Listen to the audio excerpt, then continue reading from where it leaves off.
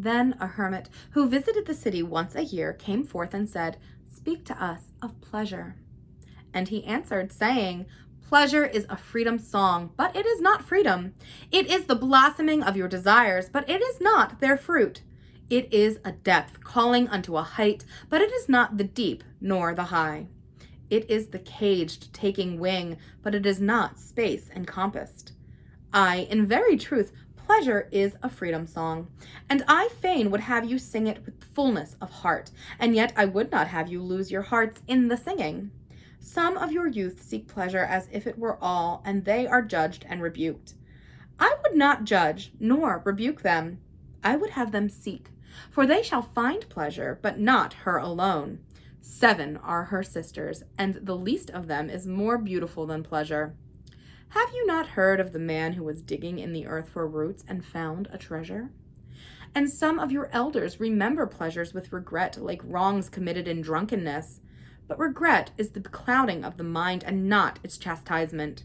They should remember their pleasures with gratitude, as they would the harvest of a summer. Yet if it comforts them to regret, let them be comforted. And there are among you those who are neither young to seek nor old to remember.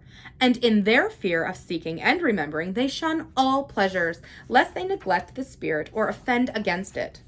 But even in their foregoing is their pleasure, and thus they too find a treasure, though they dig for roots with quivering hands.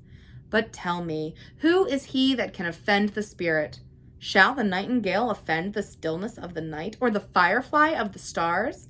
And shall your flame or your smoke burden the wind? Think you the spirit is still pull, which you can trouble with a staff?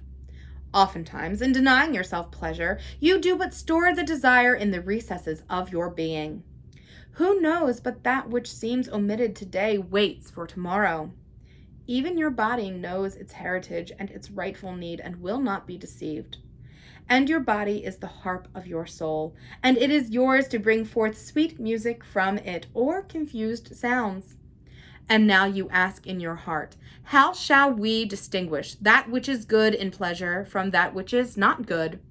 Go to your fields and your gardens, and you shall learn that it is the pleasure of the bee to gather honey of the flower, but it is also the pleasure of the flower to yield its honey to the bee.